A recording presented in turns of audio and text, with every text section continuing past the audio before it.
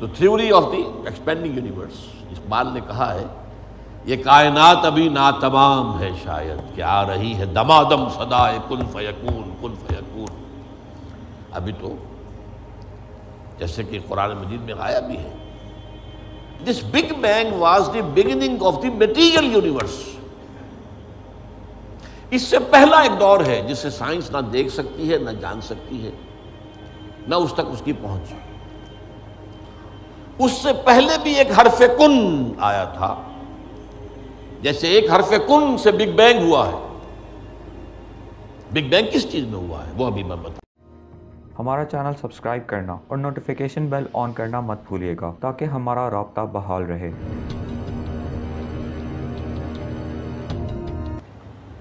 اصل میں آج جو دنیا میں جو کریشن آف یونیورس کا تصور ہے جو تقریباً اب متفق علیہ ہے، کچھ عرصے پہلے تک جس کو ہم کہتے ہیں Newtonian era of physics, Newton کا دور، وہ بابائے فزکس ہے، اس میں کوئی شک نہیں. بابائے طبیعیات جو ہے وہ نیوٹن ہے، اگرچہ اس کے بعد ایک انقلاب عظیم آئنسٹائن کے ذریعے سے آیا. اب یہ آئنسٹائن کا دور ہے جس میں ہم سانس لے رہے ہیں، لیکن یہ کہ بابائے طبیعیات نیوٹن. اس نیوٹونین فزکس نے جو تصورات پیدا کیے تھے، اس کا ذہن میں یہ نقشہ تھا کہ یہ کائنات ہمیشہ سے ہے اور ہمیشہ رہے گی، مادہ ہمیشہ سے ہے اور ہمیشہ رہے گا، میٹر از انڈسٹرکٹیبل، مادہ ختم ہو ہی نہیں سکتا، وغیرہ وغیرہ وغیرہ وغیرہ. بڑی تفصیل میں نہیں جا سکتا. آج ہمیں معلوم ہو گیا ہے اور اس پر اجماع ہے تقریباً فزکس کا اور کافی عرصے سے، this universe has a beginning, اور اس کو نام دیا گیا بگ بینگ. کتنے بلینز اینڈ بلینز اگو، ایئرز اگو ایک بہت بڑا دھماکہ ہوا تھا، بگ بینگ، اور اس سے کائنات کا آغاز ہوا.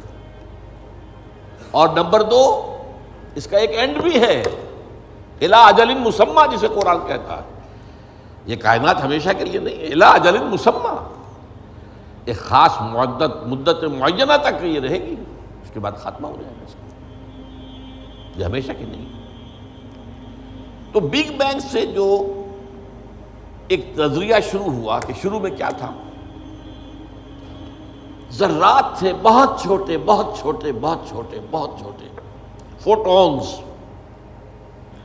ان میں حرارت اتنی تھی، ٹریلینز ڈگری آف فارنہائٹ یا سینٹی گریڈ جو چاہیں کہہ لیں، and they were running away from each other. یہ تھی first stage of the creation of this material world. پھر یہ ذرات جو ہیں یہ مل جل گئے، اس سے گیلیکسیز وجود میں آئی، گیلیکسیز ایک دوسرے سے بھاگ رہی ہیں. آج بھی مانا جا رہا ہے ایکسپینڈنگ یونیورس، یہ کائنات ابھی پھیل رہی ہے اور گیلیکسیز کے درمیان فاصلہ بڑھ رہا ہے. اور بڑی پیاری مثال دی جاتی ہے کہ اگر ایک غبارہ ہو، اس غبارے کے اوپر آپ نے کوئی ڈاٹ لگا دیے، اس غبارے کو جتنا پھیلائیں گے پھولائیں گے تو وہ ڈاٹس بھی ایک دوسرے سے بڑھتے چلے جائیں گے، فاصلہ ان کا بڑھتا جائے گا. پہلے غبارہ اتنا تھا، اب اتنا ہو گیا، تو وہ جو دو ڈاٹس کے درمیان فاصلہ اتنا تھا وہ اتنا ہو گیا. تو theory of the expanding universe, Iqbal نے کہا ہے یہ کائنات ابھی ناتمام ہے شاید کہ آ رہی ہے دمادم صدائے کن فیکون کن فیکون. ابھی تو جیسے کہ قرآن مجید میں آیا بھی ہے، ہم اپنے خلق میں ہم وسعت کر دیتے ہیں جو جتنا چاہتے ہیں. وَنَزِيدُ فِي الْخَلْقِ مَا نَشَاءُ، یہ تخلیق جو ہے بھی جاری ہے. بہرحال اس کے بعد وہ دور آیا کہ پھر یہ گیلیکسیز کے اندر یہ کرے بنے اور سٹارز بنے، اور پھر وہ کرے ٹھنڈے ہونے شروع ہوئے. انہی میں سے ایک کرہ ہمارا یہ زمین ہے. یہ آگ کا کرہ تھا، آگ کا جیسے سورج ہے، لیکن ٹھنڈا ہوا. ٹھنڈے ہونے سے یہ سکڑا، تو اس پر اونچائیاں اور نیچائیاں پیدا ہوئی. اس میں سے جو بخارات نکلے انہوں نے جا کے ایٹماسفیئر کی شکل اختیار کی.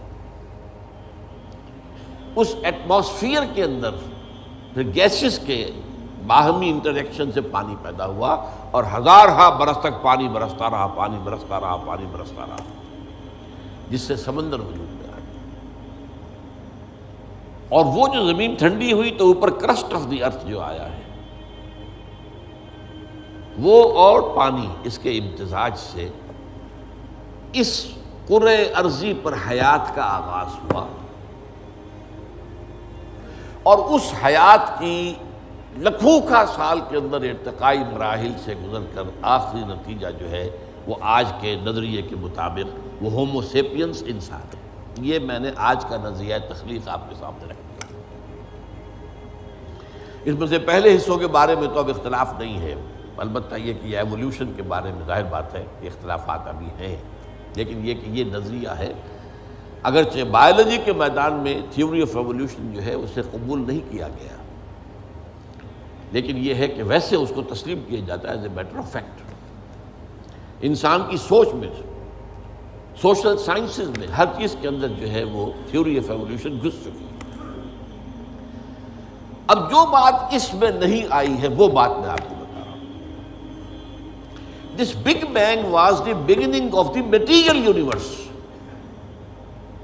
اس سے پہلا ایک دور ہے جسے سائنس نہ دیکھ سکتی ہے، نہ جان سکتی ہے، نہ اس تک اس کی پہنچ.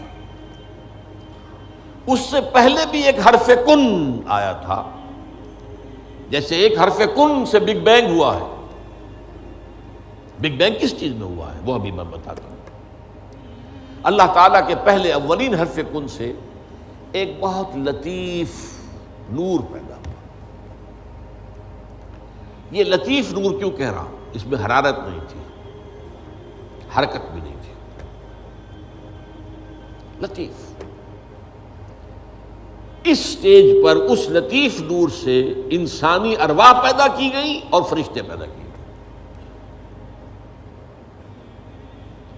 یہ پری بگ بینگ معاملہ ہے. ارواح انسانیہ میٹیریل نہیں ہے، ان کا تعلق اس یونیورس میٹیریل یونیورس سے نہیں ہے. یہ تو بگ بینگ سے پہلے کی بات ہے. فرشتے اور ارواح انسانی. جسد نہیں تھا، صرف روحیں تھیں، لیکن ہر ایک کی روح تھی. آدم سے لے کر آخری انسان جو آئے گا دنیا میں قیامت سے تب پہلے تک سب کی ارواح موجود تھی. اور ان سے عہد لیا تھا اللہ نے، الست بربکم قالوا بلا. اب جو آدمی اس بات کو نہیں مانتا وہ کیسے سمجھے گا کس سے عہد لیا تھا؟ جدید دور کے ایک مفسر نے لکھا اپنی تفسیر میں، یہ عہد انسان کی تخلیق سے قبل عالم غیب میں لیا گیا. میں نے ان سے عرض کیا کہ حضور یہ تو جملہ آپ کا محمل ہے، جو شے پیدا ہی نہیں ہوئی اس سے کیسے عہد لے لیا؟ عہد و معاہدہ تو ہوتا ہے جو موجود ہے، اور پھر اس میں بھی یہ الفاظ آتے ہیں میں بقائمی ہوش و حواس یہ اقرار کر رہا ہوں، فل کانشسنس، سیلف کانشسنس کے ساتھ آدمی ایک عہد کرتا ہے، ایک اقرار کرتا ہے، ایک معاہدہ کرتا ہے. تب میں نے جب ان سے عرض کیا تو انہوں نے مانا کہ ہاں تمہاری بات ٹھیک ہے. یہ عہد اجساد انسانیہ کی تخلیق سے قبل ارواح انسانی سے لیا گیا. یہ ایک سٹیج تھی جس میں ارواح پیدا کی. اس عالم ارواح میں جبکہ ابھی میٹیریل ورلڈ شروع نہیں ہوئی، ابھی وقت کا کوئی تصور نہیں ہے. یہی وجہ ہے کہ عالم ارواح میں جو کچھ ہوتا ہے اس میں وقت نہیں لگتا، کن فیکون کن فیکون. عالم خلق میں آ کر وقت لگتا ہے. آسمان اور زمین 6 دنوں میں پیدا کی ہے، وہ دن ہمارے 24 گھنٹے والے دن تو نہیں ہے. انسان کے ایک نطفے سے لے کر ایک بچے کے مکمل ہونے تک 9 مہینے لگتے ہیں، ٹائم لگتا ہے. عالم ارواح میں ملائکہ کے لیے کیا خیال ہے آپ کا؟ جبرائیل کو عرش معلیٰ سے یہاں آنے میں کوئی وقت لگتا ہے؟ ٹائم ایلیمنٹ ہے ہی نہیں. ابھی یہ اس دور کی پیداوار ہے جبکہ ابھی ٹائم پیدا ہوا ہی نہیں. ٹائم اینڈ سپیس جو ہے یہ کانسیپٹ ہے بگ بینگ کے بعد کا. حرکت بھی ہے تو اسی کے اعتبار سے جو وقت کا تصور پیدا ہوگا، یہ پاسنگ ٹائم. لہذا یہ ارواح انسانیہ پیدا کی گئیں جبکہ ابھی میٹیریل یونیورس کی ابتدا نہیں ہوئی تھی، اور ان کو ایک کولڈ سٹوریج میں رکھ دیا گیا.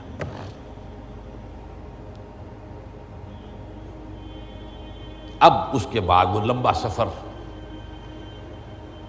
یہ جو تنزلات اور ارتقاء، یہ اصل میں دو اصطلاحات آتی ہیں. ہمارے پرانے فلسفیوں نے بھی تو آخر کوشش کی تھی نا. سائنس تو ابھی نہیں تھی. سائنس کا تو ابھی تک جو ہے معلومات کا دائرہ بہت ہی محدود تھا. لیکن یہ ہے کہ تنزلات ستہ، تنزلات خمسہ، الاحد سے الواحد وغیرہ، یہ ذہنی خیالات تھے. یا عقل اول سے فلک اول اور عقل ثانی پیدا ہوئی، اور عقل ثانی سے فلک دوم اور عقل ثالث پیدا ہوئی. تو 9 افلاک اور عقول عشرہ، یہ ہمارے پرانے فلسفی جو ہے متکلمین، ان کے ہاں الفاظ مل جائیں گے جن کی نہ کوئی سند قرآن میں ہے، نہ حدیث میں ہے، کوئی سوال ہی نہیں، نہ سائنس اس کی کوئی تائید کرتی. جو بات میں عرض کر رہا ہوں اب اس کے اعتبار سے آپ کو سائنس کے درمیان اور اس پورے تصور کے درمیان معلوم ہوگا کہ ہم آہنگی ہے، مکمل ہم آہنگی. جبکہ ابھی صرف نور، اور نور بھی اس میں نہ حرارت نہ حرکت. ارواح انسانیہ کا اور ملائکہ. پھر وہ بگ بینگ، اور وہ جو عرصہ گزرا ہے جس میں کہ حرارت، شدید ترین حرارت، اس دور میں جنات پیدا کیے گئے. اب قرآن مجید کہتا ہے وَلَقَدْ خَلَقْنَا الْإِنسَانَ مِنْ صَلْصَالٍ كَالْفَخَّارِ وَخَلَقْنَا الْجَانَّ مِنْ مَارِجٍ مِنْ نَارٍ. آگ کی لپٹ سے. اور ایک جگہ فرمایا ہم نے آدم سے بہت پہلے جنات کو پیدا کیا. وَالْجَانَّ خَلَقْنَاهُ مِنْ قَبْلُ مِنْ نَارِ سَمُومٍ. سموم کہتے ہیں وہ جو ہوا بعد سموم جس میں جلتی ہوئی آگ ہوتی ہے، لو، سخت صحرا کی لو، اس کا تصور کیجیے آپ. اس کی آگ سے، اس کی حرارت سے جنات پیدا کیے. یہ جنات جو ہے اس زمین کی پیداوار نہیں ہے، مٹی کی پیداوار نہیں ہے. یہ ایک لطیف تر شے ہے ہم سے. مٹی تو انرٹ ہو گئی، آ گئی، ہم مٹی سے بنے. چاہے وہ ایوولوشن کے لمبے پروسیس کے تھرو بنے ہیں یا یہ کہ ڈائریکٹ کریشن ہوئی ہے، لیکن ہے تو دونوں مٹی سے. قرآن بھی کہتا ہے مٹی سے، اور سائنس بھی کہتی ہے مٹی سے. ہم نکلے کرسٹ آف دی ارتھ. اور قرآن بھی کہتا ہے وَجَعَلْنَا مِنَ الْمَاءِ كُلَّ شَيْءٍ حَيٍّ. ہر شے میں حیات جو ہے، اس حیات کا منبع اور سرچشمہ پانی ہے. مادہ تخلیق جو ہے حیوانات ارضی کا، جن میں انسان بھی شامل ہے، وہ تو ہے مٹی، لیکن منبع حیات پانی. وَجَعَلْنَا مِنَ الْمَاءِ كُلَّ شَيْءٍ حَيٍّ. اور یہی سائنس کہتی ہے کہ سمندر کے کنارے پر، دلدلی جگہوں پر، وہاں کیا ہوتا تھا کہ ابھی پانی پیچھے ہٹ گیا ہے، پھر پانی آ گیا ہے، پھر پھٹ گیا ہے. یہ تعامل چل رہا ہے.